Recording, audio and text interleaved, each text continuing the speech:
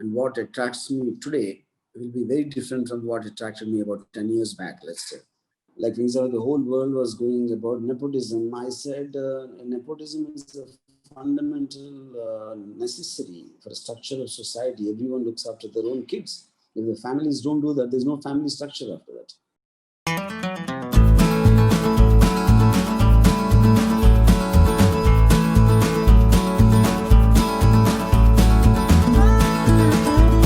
Hi guys, this is Ankita. You're tuned into peepingmoon.com, and today we have with us someone who definitely, strongly, and certainly has an opinion on films, surroundings around us, but always makes a point which you do not and should not ignore.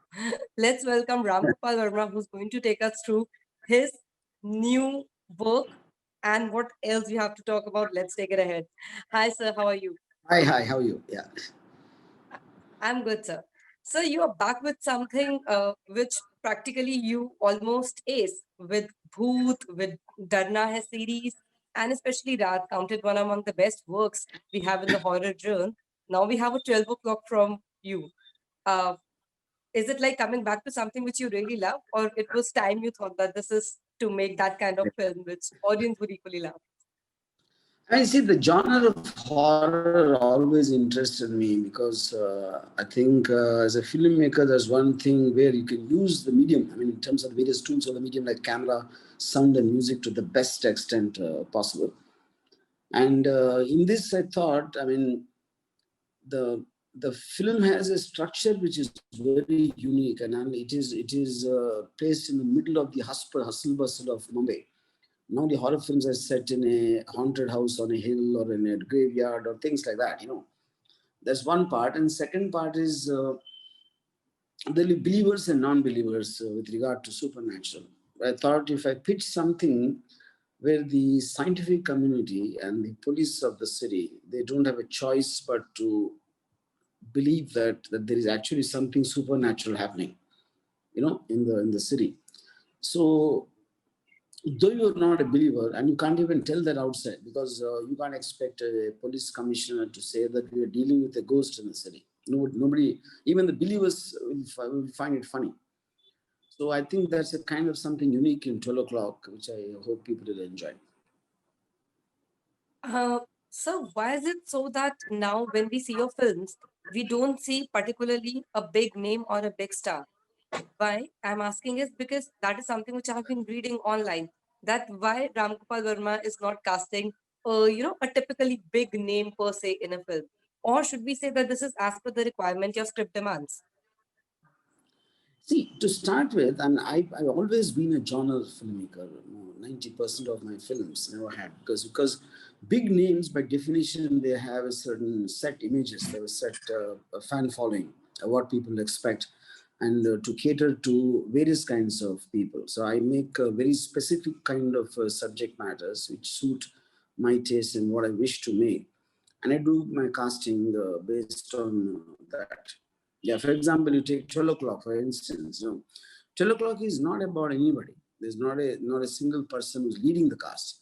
And the central figure is a new girl called Krishna. Her name is Krishna Gautam. So what is happening to her is what the various people like the Mithun, the psychiatrist, Manu Kaul, the cop, and Dalip Tahir, the commissioner of police, and Makarand Deshpande, her father. So I think all of these people are very strong characters who are dealing with a uniquely different situation which they have not seen before. So to answer your question, if there any film for that matter, the casting depends upon the suitability of that particular subject matter. Ramu sir, not every film is subjected to have a certain kind of big ticket performance at the box office. But till now, despite having an OTT taking over and giving us a new lease of life to the viewers and the audience, still when a film comes in theaters, considering 12 o'clock is releasing in theaters, there is always this, a ticking bomb that how it performs at the box office. Do you Yeah. still think we need it's a high time we need to let go how a Friday figure is going to determine a film's fate, especially in theaters. Luckily, OTT has given us. Yeah. I mean, I think like the like the old phrase goes that the water finds its own level. whether it's a theater or OTT or anything for that matter, it's just another revenue for setting a certain revenue. Then that has to be what do you call balanced out with what is the cost of releasing in theaters and publicizing it versus directly going onto the OTT. You know, and I think in the post-COVID situation, all of us are really not 100% sure of what exactly we are doing. I think you're almost like taking baby steps once again in the new situation. But one has to start somewhere or the other to understand the ground realities instead of just imagining it. Um, so you have classics to your name. I know you won't agree to it, you won't even react to it. But with makers these days literally plucking out their old films and redoing them, will we ever see a Ram Gopal Verma redoing his own work? No, I don't think so. Because I think whatever I've done at that point of time, after years, I'm not the same person. Or I mean, my experiences have been different, and what attracts me today will be very different from what attracted me about 10 years back. Let's say. Because when we talk about the best films we have, I till recently at a round table of an actors, Siva and Satya tops the list almost every time. Whenever we have a gangster drama, it has to start with you. Do you Yeah. think that you have set too high a benchmark for your own self? I don't know. See, I mean, I always maintain that films make themselves, and you can initiate a film, and after that, it takes a life of its own. Because if I know how to make a great film, I wouldn't make failures. But having said that, that doesn't mean I'm not wanting to remake a film of mine. But I definitely will keep going back into my favorite genres. So if we have to ask you hypothetically, maybe one film someday in your career, if you might even think of picking up to redo, would you? Would you name one? I know it's tough. There are so many, but if Mm, I think I want to remake Aag. And I'll tell you the reason why. Because I tried to remake Sholay and became Aag. And if I try to remake Aag, it might become Sholay. you know? So I think that's like a trick. Yeah. Yeah. that's probably the best answer. Yeah.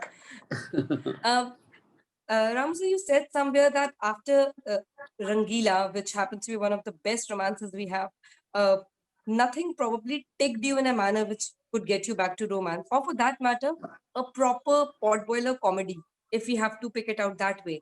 What is it? What not attracts you to that the lighter mood of the genre? Because with you, the moment I see Ram Gopal Verma on screen, for me it has to be something gritty, something from the underbelly of Mumbai crimes or Yeah. gangster. It becomes so synonymous with you. Why not something lighter when it comes to you? See, I think I have definitely a tendency for dark films. In terms of serious dark thrillers, is what my general tendency to make a film. And Rangila was kind of a at the point of time when I was making it, never really thought of it as a love story. Also, I just I was trying to pay homage to the genre of musicals of Hollywood, which I was a big fan of, like the Sound of Music and things like that. And then also I was very enamored with Urmila, because the casting of Urmila was a major part of Rangila, you know. So I think then of course Rahman's sound, which I heard in Roja, was so outstanding.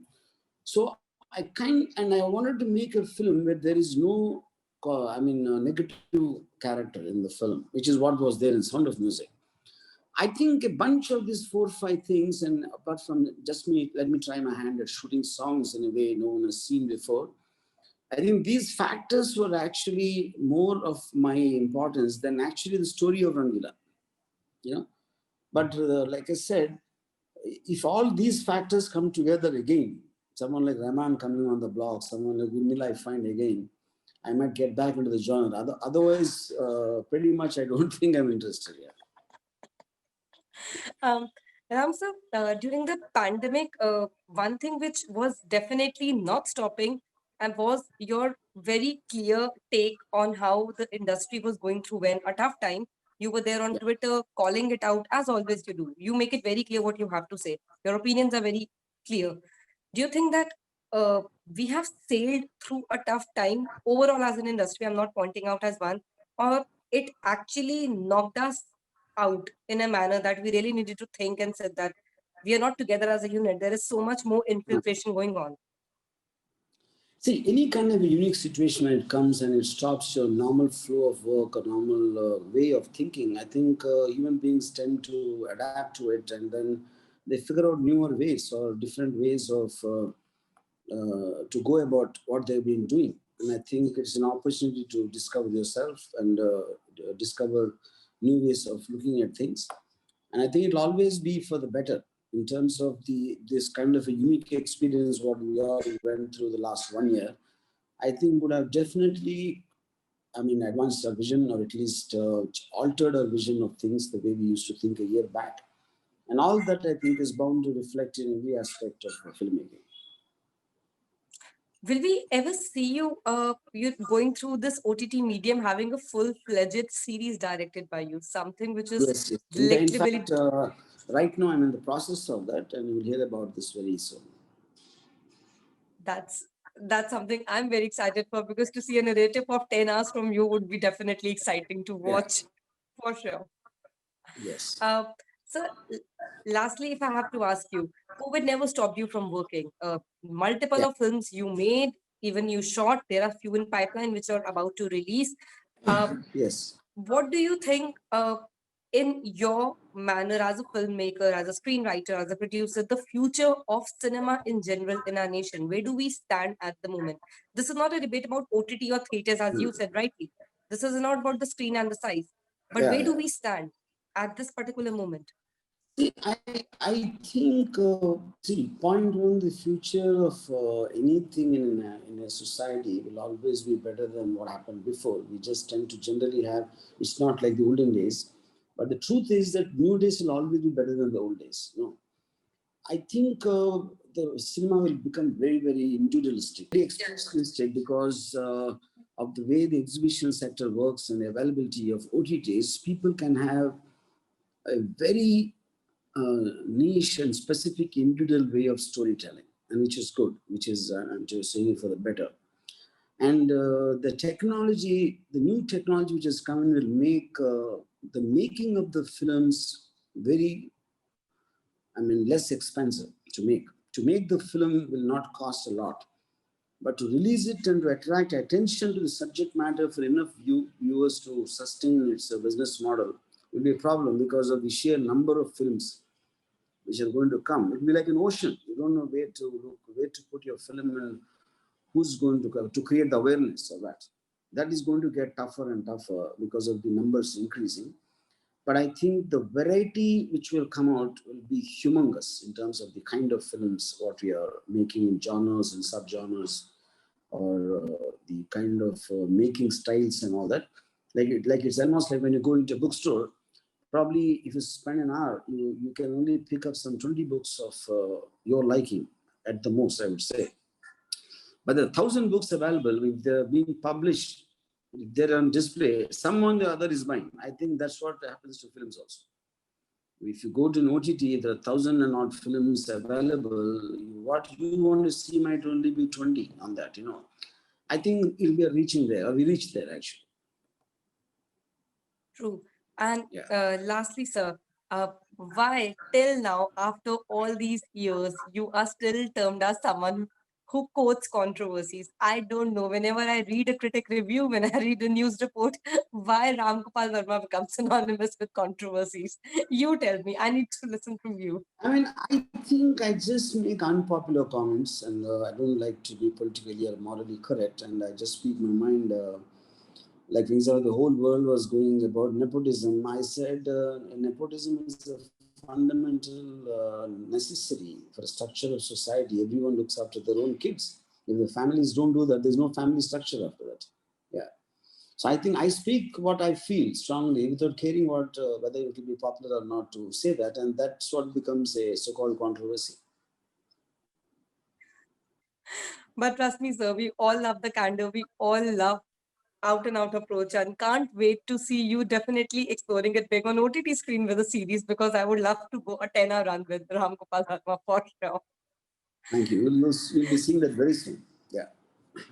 Wishing you a good year ahead, sir, and hoping for more interactions with more content. Thank you so much for your time. Thank you, Thank you. sir. Take care.